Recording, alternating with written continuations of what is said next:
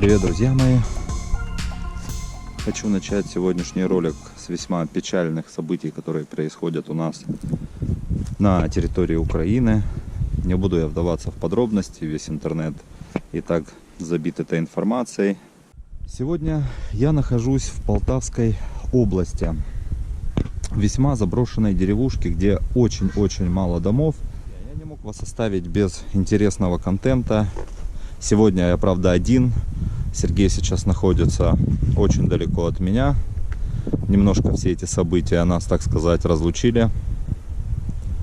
Но мы не прекращаем работать, мы не прекращаем исследовать аномальные события, аномальные явления, которые присутствуют на территории нашей Украины. И сегодня мы с вами пойдем в весьма интересный дом. Местные жители говорят, что в этом доме когда-то жила семья глухонемых. И их исчезновение до сих пор является огромной загадкой для всего села. Никто не знает, куда они исчезли. И напоминаю, вы на канале Иной Взгляд. Мы начинаем.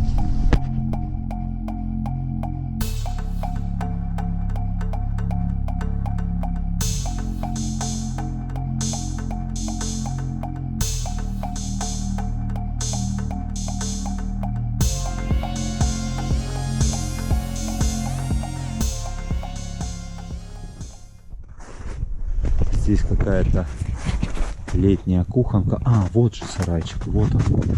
Вот он, сарайчик. Я здесь разбирать ничего не буду. Что-то находится. Если вам видно. Какой-то электрочайник. Сейчас я попробую подсветить хоть немного. Какие-то провода. Лампа. И очки. Какие-то защитные очки. Так, ну пойдемте дальше.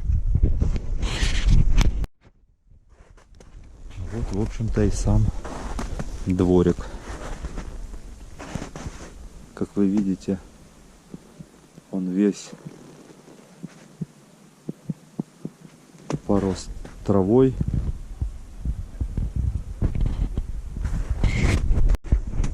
Смотрите, во что он просто превратился. Здесь мы видим собачью будку, полузаваленную. Вот то за ней наверняка был какой-то, может быть, летний душ. А вот, собственно говоря, и сам домик. Весьма непонятно, но я на нем не вижу крыши. Крыши в этом доме просто нет. Здесь следы. Видимо, кто-то, может быть, приходит, присматривает за ним, но бог его знает. Давайте попробуем открыть эту дверь. Какой капец. Ребят, дверь получилось открыть. Здесь, да, полностью разваленный дом. Не знаю, как давно не стало этих глухонемых, конечно, но дом весьма подзагажен. Давайте посмотрим, что здесь. Какая-то обувь. Да. Фонарики, детские игрушки. Почему его обходят стороной, пока непонятно. Просто, наверное, боятся, что он скоро рухнет. Здесь у нас в прихожей ничего нет. Тоже, опять же, какие-то доски. Какой-то мел. Фух, и боже, тут, конечно, нереально холодно. Опа-на. Здесь, видите, крыши действительно нет, потому что он виднеется уже улица. Здесь все засыпано землей.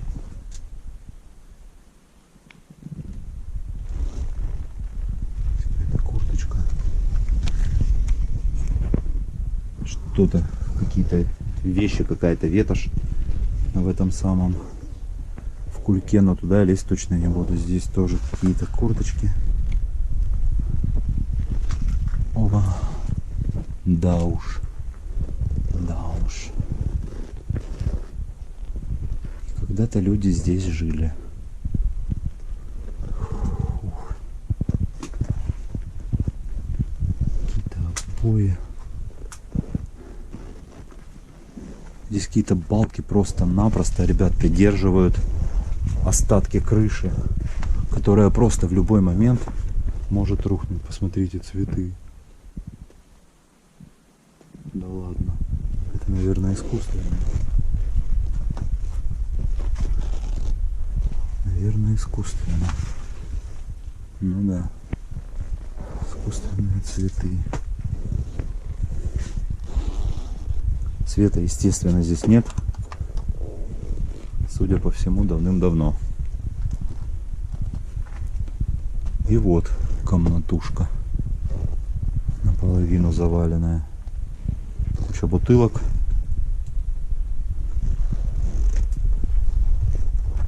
Что здесь? Какие-то наушники. Какие-то старые наушники.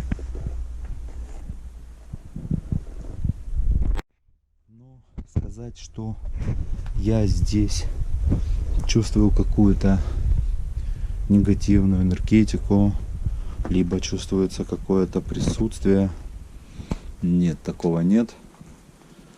Просто старый разрушенный дом. Единственное, что удивляет, каким образом здесь люди жили, куда они исчезли. И почему боятся сюда ходить местные. Давайте попробуем выйти.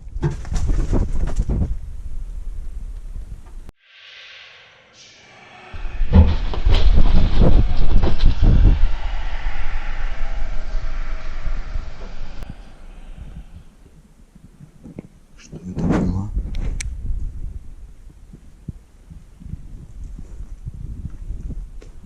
Что-то упало.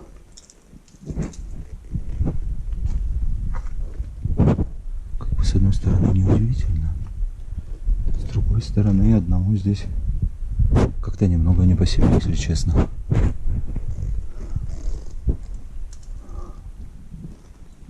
Ладно. Отсюда, наверное, потихонечку как-то выходить, потому что, господи, здесь все просто в аварийном состоянии. Вот, посмотрите, это была печь. Когда-то это была печь. Ее полностью разрушили. Эта дверь, ну, ух ты, все в паутине.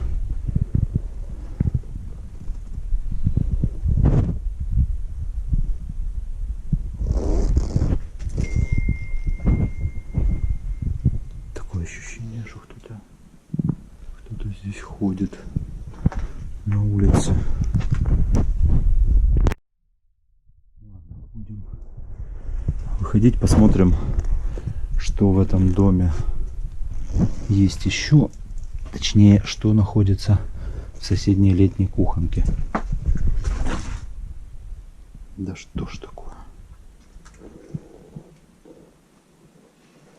Я не могу понять, либо это уже дом осыпается. Постоянно, когда я выхожу, что-то падает. Ладно. Думаю, стоит установить камеры здесь на ночь. Думаю, поставим камеры ночного видения. Пусть снимают все то, что здесь происходит. Посмотрим, что это, что рядышком у нас. Здесь какая-то кухонка.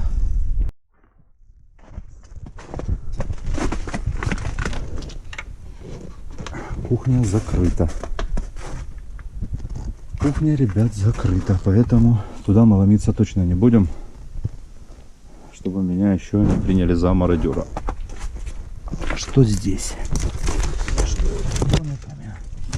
Ух ты, там еще какой-то сарайчик. Сейчас мы в него сходим и посмотрим, что там.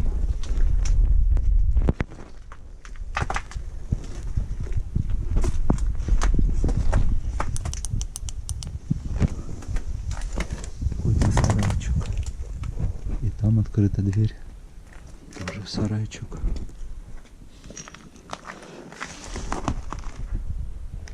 Тут рядом, ребят, живут люди.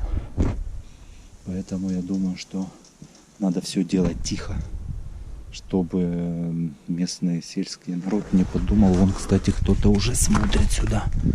Не подумал, что мы мародеры. А там мужик из соседнего домика. Там. Только что ходил по территории. Я думаю, что пока туда дальше я не пойду, потому что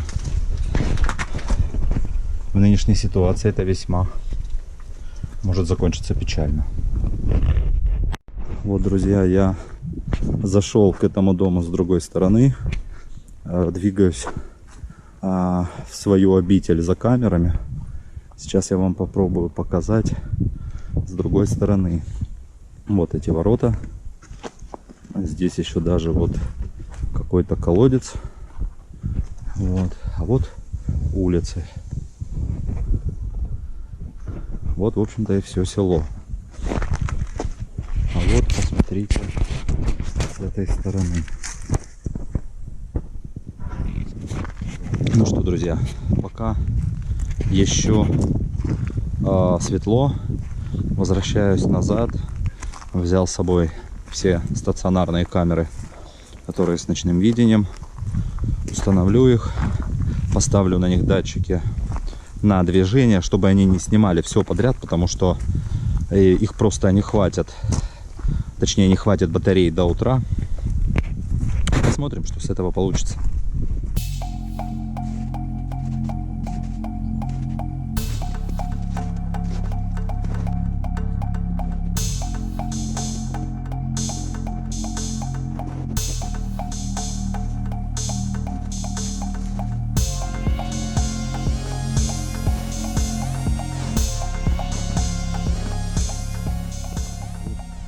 По-прежнему открыто. Здесь вроде никого нет. Никто не видит, так сказать, моего проникновения. Где-то что-то стучит, но мы тихонечко обратно вернемся. Темень. Уже потемнело немного. Да и так в доме, в общем-то, темновато. Так, теперь будем думать, куда установить камеры. У меня их 3, поэтому, наверное, в каждой комнате по штучке. Итак, камера номер 1. Ставим ночной режим и датчик движения. Ставим, идем. Вот как-то вот так. Ребят, вы уж извините, нет этих самых, как его, штативов. Когда выезжал с территории Харькова, хорошо хоть камеры успел взять и какое-то оборудование. И идем ставить камеры дальше. Вторая камера. Вторую камеру думаю, куда поставить. Здесь, конечно, в принципе некуда ее. Ну, возможно, попробую ее установить на подоконник. Может быть, оттуда не должно бы. Никто как бы не должен ее забрать, потому что окна застекленные. Но тут я смотрю, нет одного стеклышка, и возможно там она как раз будет в самый раз. Ну и так, вторую камеру ставим здесь на подоконник. Очень жалко, что не взял я с собой. Вот так. Вот так.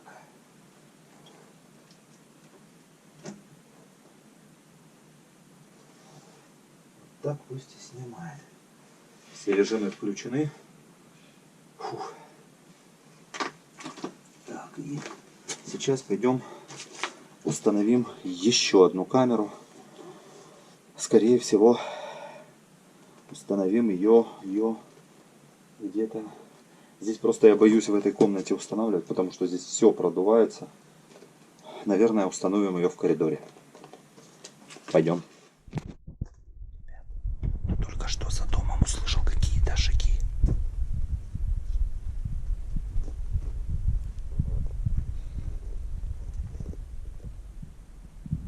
Жаль, камера не была включена. Услышал, как за домом кто-то ходит.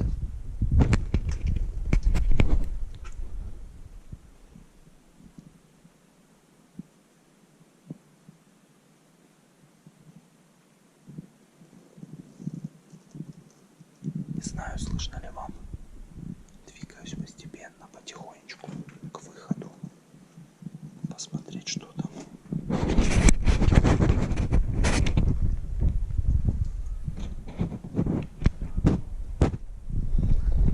Слышно, кто-то разговаривает. Наверное, это соседи, но шаги были прямо за домом, там, где я был в сарайчиках.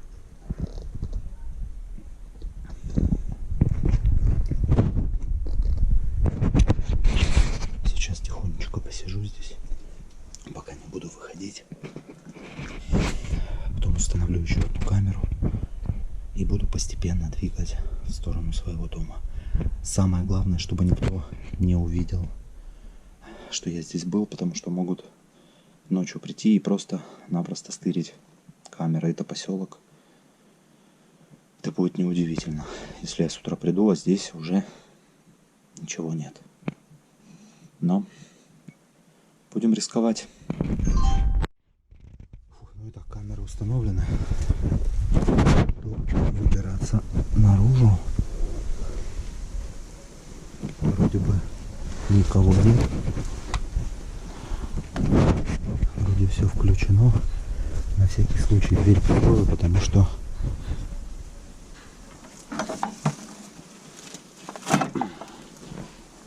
очень переживаю за оборудование, потому что купить его сейчас здесь будет весьма сложно.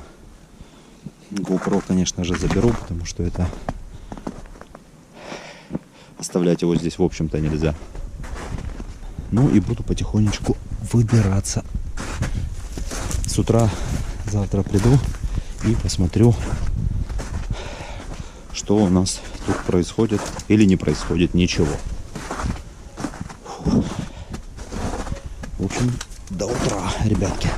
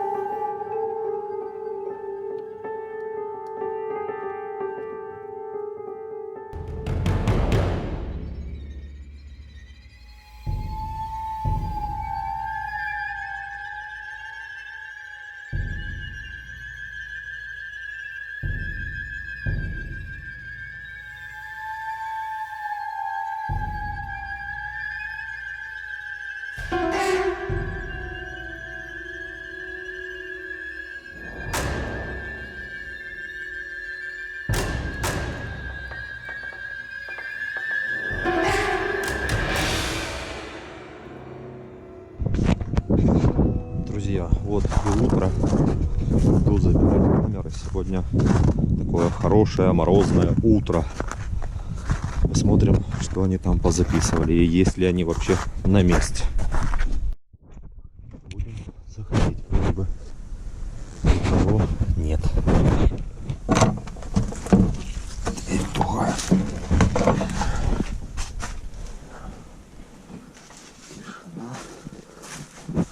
Вечер, не помню, что с ними. Вот, первая камера здесь. Первая камера здесь. Это уже хорошо. Хороший знак.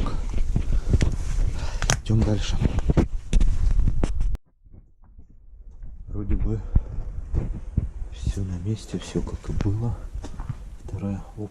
Вторая камера упала. Какого-то хрена она упала. Она валяется. Но, видимо, вот включился ночной режим на ней. Видимо, датчик сработал на меня. Ну и третья тоже на месте. Третья тоже на месте.